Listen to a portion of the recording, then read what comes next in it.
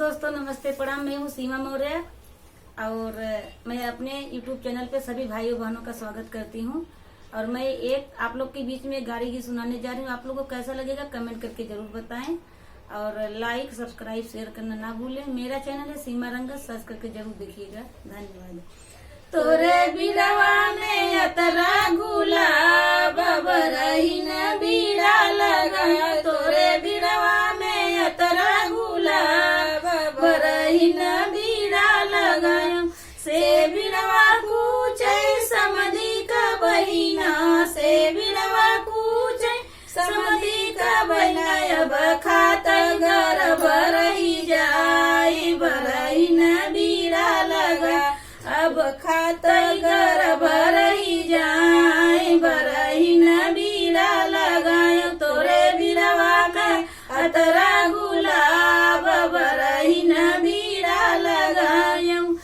अब के बनी है होरिला का बाप, बरही न बीड़ा लगायो। अब के बनी है होरिला का बाप, बरही न बीड़ा लगायो। अपने महलिया से बोले मैं बहन भैया, अपने महलिया से बोले मैं कौन भैया। रे हम बनबै होरिला का बाप, बरही न बीड़ा लगाए। अब हम बनबै होरिला का बाप, बरही न बीड़ा लगाए। तोरे बिरवा में अतरा गुलाब बरही न बीड़ा लगाए। तोरे बिरवा में अतरा गुलाब बरही न बीड़ा लगाए।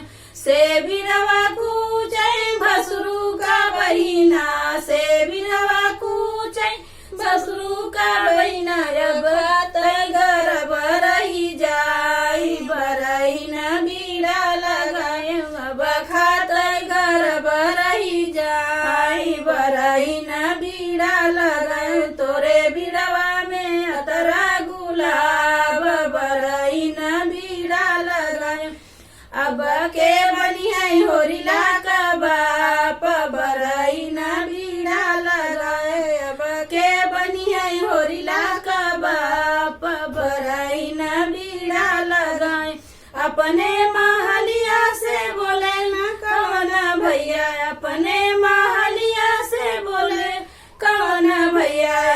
हम बनबै होरिला का बाप, बरही न बीड़ा लगाए। अब हम बनबै होरिला का बाप, बरही न बीड़ा लगाए। तोरे बिरवा में अतरा गुलाब बरही न बीड़ा लगाए। तोरे बिरवा में अतरा गुलाब बरही न बीड़ा लगाए।